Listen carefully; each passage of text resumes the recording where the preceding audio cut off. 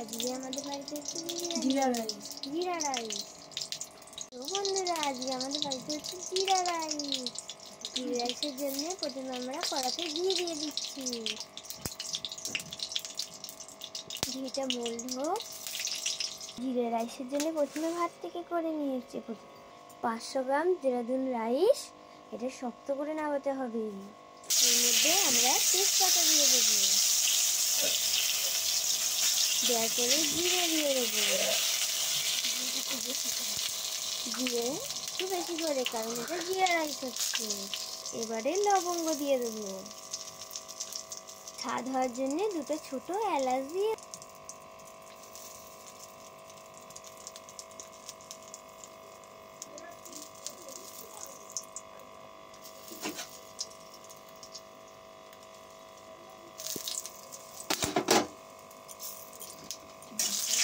নাড়াচাড়া করে রাইসটা যে করা আছে ওটা দিয়ে দেবো। দেওয়ার পরে নাড়াচাড়া করে নেব। এর মধ্যে আমরা হালকা করে একটু লবণ দিয়ে দেবো স্বাদের হওয়ার জন্য। এই যে নুন দেওয়া হয়ে গেল পরিমাণ মতো। এর সাথে ম্যারিনেট করা খাসির মাংস, জিরা রাইস মিক্সিং করে এখন হচ্ছে নামানো হয়ে গেল। বন্ধুরা, জিরা রাইসের সাথে খাবো খাসির মাংস। তো দেখো, আমার মা এখন খাসির মাংস ম্যারিনেট। এটা কিন্তু বন্ধু আজকে সানডের মেনু আমাদের। ম্যারিনেট করা রাখা আছে। কড়াতে তেল দিয়ে দেবো। কেটে রাখা লঙ্কা আর পেঁয়াজটা গরম হয়ে গেছে, তেল এবারে দিয়ে দেবো।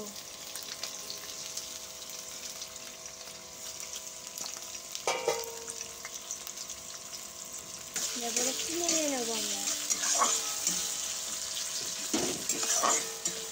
ব্রাউনিশ করে ভাজা হয়ে গেছে। খাসির মাংসটাকে পেঁয়াজের সাথে যেটা ভাজা হচ্ছিল ওর মধ্যে দিয়ে দিয়েছে ম্যারিনেট করা। আর এর মধ্যে আর কি কি দিয়েছে বলে দাও? আদা, রসুন, হলুদ, একটু লঙ্কা গুঁড়ো দিতে হবে। এর মধ্যে এবার টমেটো কুচিগুলো দিয়ে দেওয়া হলো। তো আমরা তো গাইস লঙ্কা গুঁড়োটা খাই না শরীর খারাপের জন্যে। তো এই একটু সামান্য দই দেওয়া আছে কালার হওয়ার জন্য লঙ্কা গুঁড়োটা সামান্য দিলাম। ঝাল লঙ্কা, কাঁচা লঙ্কাই আমরা বেশি খাই। খাসির মাংসটাকে ম্যারিনেট করলে কি কি দিয়ে করেছো একবার বলে দাও। দই, আদা রসুন, পেঁয়াজ কুচি, কাঁচা লঙ্কা কুচি, নুন, হলুদ, সরষের তেল। ব্যাস, এইটাই হয়ে যাবে যথেষ্ট, তাই তো মা? ওটা পেঁয়াজ আর রসুন একটা দিয়ে দিলাম। ও, কিন্তু গোটা পেঁয়াজ এই মাংসের ঝোলের সাথে যদি ভাতের পাতে পড়ে না, হেভি লাগে বলো মা খেতে।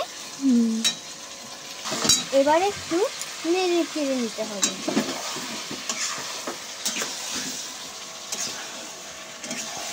নেড়ে চেড়ে এবার একটু কষিয়ে নেব।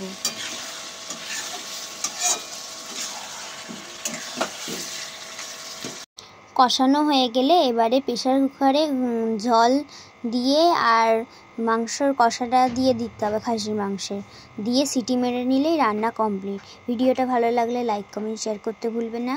আর চ্যানেলটা অবশ্যই সাবস্ক্রাইব করবেন। টাটা।